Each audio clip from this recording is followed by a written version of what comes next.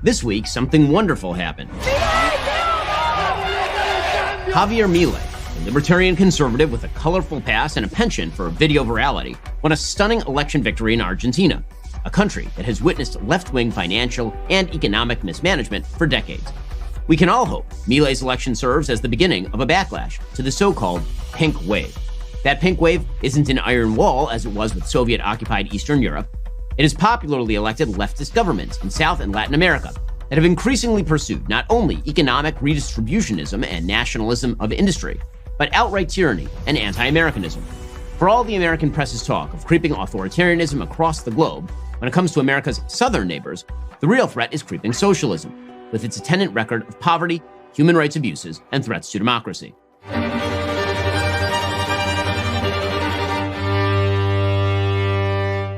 One major player leading this charge is the Sao Paulo Forum, or Foro de Sao Paulo, FSP.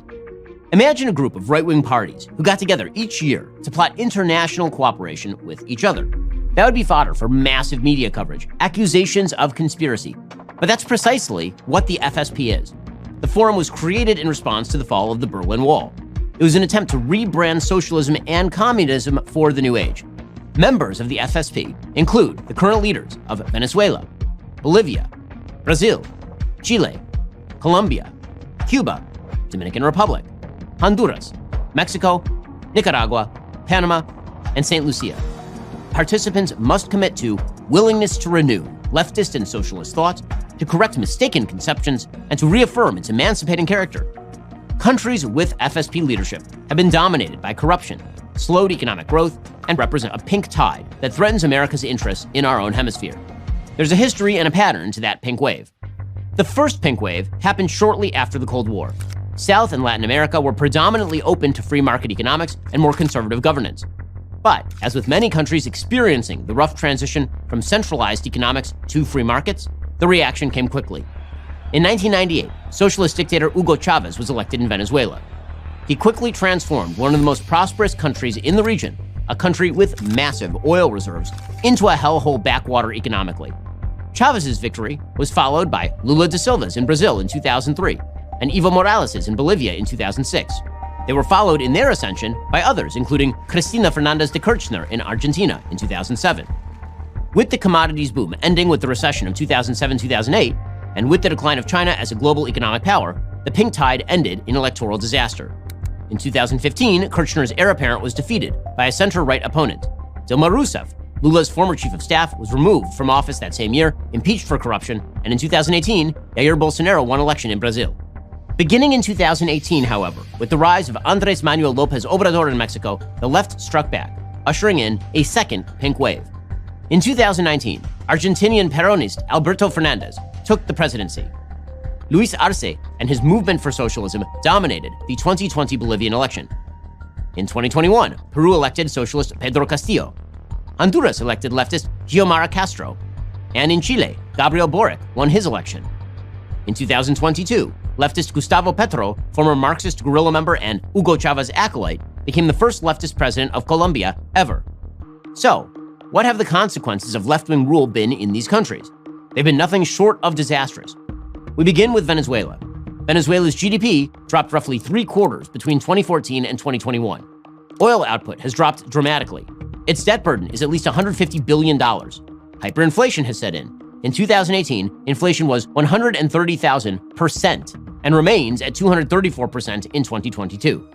Venezuelan citizens have been forced to extremes to survive, up to and including infamously eating dogs in Caracas.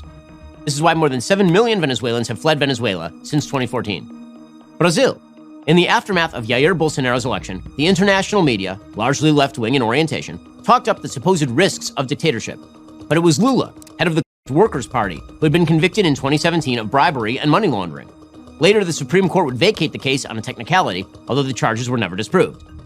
As Maria Anastasia O'Grady writes in the Wall Street Journal, quote, "During the presidential campaign last year, Mr. Da Silva benefited from an electoral tribunal that censored his critics. His new government will use speech police to shut down what it judges to be fake news and misinformation. Lula has drawn closer to Iran and Russia and Beijing. He has embraced Nicolas Maduro, calling him my compañero, and a victim of a narrative constructed against Venezuela." Argentina.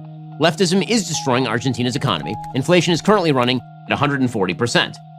As O'Grady writes, since Argentine inflation began to take off again in 2007, total money supply grew on average 30.7% every year, according to the Ministry of the Economy, which is why in 2021, the Frente de Todos lost power in Congress.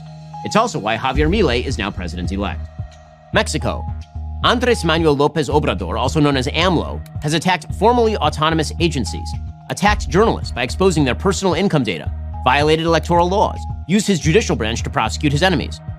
According to the Economist Intelligence Unit, Mexico is no longer a flawed democracy, it is now a hybrid regime. Fareed Zakaria, no right-winger, labeled AMLO a populist demagogue straight out of the worst pages of Latin American history. Drug cartels control large swaths of the country, including huge border areas. Bolivia. Luis Arce, the current president of Bolivia, has been trying to stave off the return of Evo Morales. This year, the police arrested Luis Camacho, the right-wing governor of opposition area Santa Cruz. He was accused of attempting to launch a coup d'etat against Morales, who had to resign in 2019 under mass protests. According to the World Justice Project's Rule of Law Index, Bolivia ranks 139th on justice, just ahead of Venezuela. Bolivia's debt problems now force citizens to line up outside the central bank to withdraw money. Gas production has dropped as well. Colombia. Gustavo Petro is the first left-wing leader in Colombia in over a generation. Petro is a fan of Venezuelan ruler Nicolas Maduro. He actually endorsed Joe Biden in 2020. He's a longtime critic of capitalism. He says fossil fuels lead to human extinction, which is strange given his state's dependence on fossil fuels. Petro's numbers are egregiously bad with his own population. 84% believe security is getting worse. 84% think the cost of living is getting worse. 74% think corruption is getting worse. His coalition is collapsing, and economic growth is down. Honduras.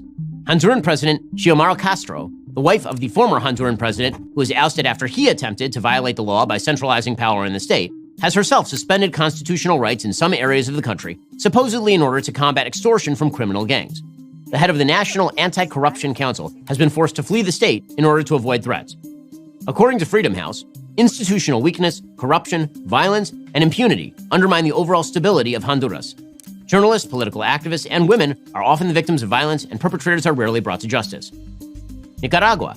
Nicaragua has been a de facto dictatorship since the rise of Daniel Ortega in 2006. In 2020, an uprising in Nicaragua was put down to effect, with 300 and 100,000 people fleeing. Ortega is aligned with China and Russia and Iran. Nicaragua is the second poorest country in the Western Hemisphere. Chile. In March 2022, Gabriel Boric took office as the first full leftist president since 1970. He immediately sought to change the constitution in dramatic ways, pushing a bevy of alterations, including forced gender parity in government offices, abolition of the Chilean Senate, universal health care, and a bunch of other left-wing wish list items.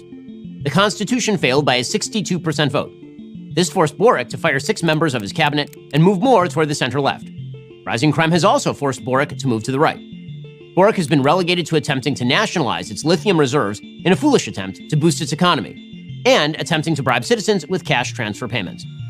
The pink tide that has risen, receded, and risen again will ultimately crash against the rocks of reality as it has in the past.